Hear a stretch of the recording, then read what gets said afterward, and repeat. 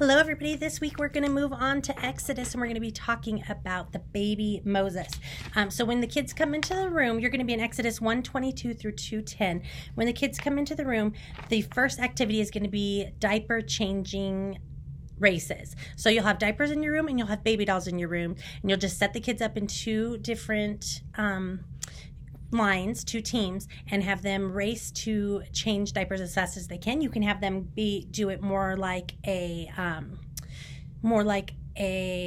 relay type thing, so they get in a line and everybody has to change the diaper. They just take a clean one off, put a new clean one back on, then the next person comes up, has to take the clean one off, put a new clean one back on, however they want to do that. And you can do that and just race.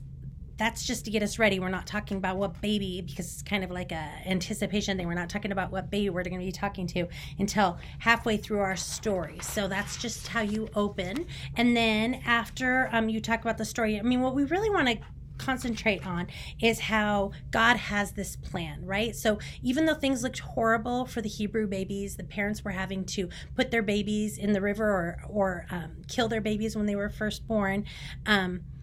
God had a plan for Moses. It seems pretty horrible. His parents couldn't hide him anymore. Then they had to drop him to the Nile, but then the sister was kind of sneaking around and she's watching and watching the baby while he's stuck in all the reeds, making sure that, the baby's still safe. I'm assuming if he would have started floating down the Nile, she would have grabbed him a little bit more. Then the Pharaoh's daughter sees this beautiful baby or hears the beautiful baby and sees the basket and goes and rescues baby Moses. And then the sister's right there to say, hey, oh, what a cute baby. You probably need somebody to feed that baby, right? Well, I know somebody, maybe one of the Hebrew women's.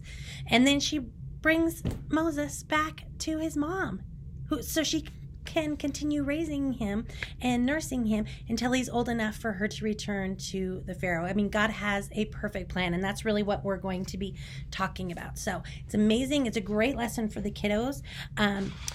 We're going to be doing that. Then, of course, we always have worship and offering. We have our blessing. And then after story time, you'll have your questions. You always have your review questions to make sure the kids understand it. And then we will have an activity.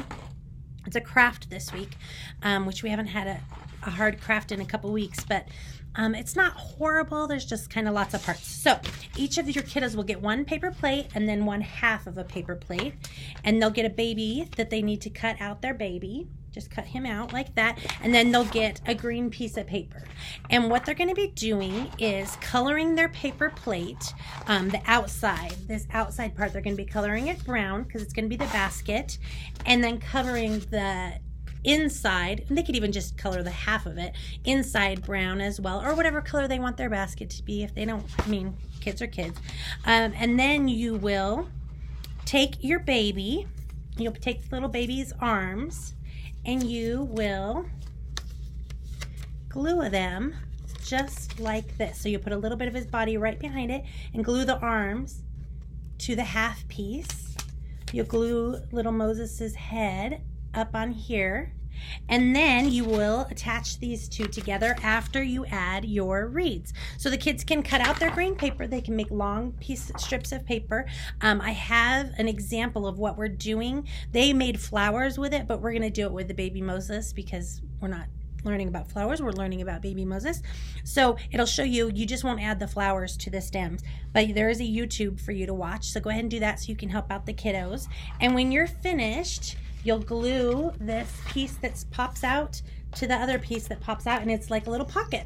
And he sits right in there, and then you have I put a lot on. They don't need a full page. That's all right. He's cute. And you put it on there. I went ahead and just used glue, and then I pinched it closed, pinched right around that lip, just this part.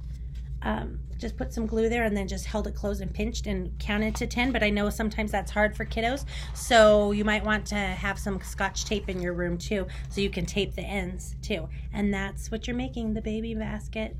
Cute, right? All right. Of course, we have prayer time as always, and then your Bible work for the following week is moving on through Exodus, Exodus 5 through 15, when we're going to meet up with Moses again, but now he's a grown-up, and God has a huge ask of him, huge plan for his life. So thank you so much. If you have any questions, go ahead and email or call me, or you can talk to your campus director. They'd be happy to help you out as well. If you haven't signed up to help at our Light Night yet, as always, we have our Light Night Carnival on the 31st of October. If you haven't signed up to help out at that and you're interested in doing that, can you send an email to Alicia Brasagini at Crossroads ABC, and she would love for you to sign up and take over a room and help out on that night. It is such a fun outreach. We reach so many kids with the gospel of Christ, and it's a really fun night for you as well. So thank you very much, and have a blessed week. Happy learning and planning. Thanks.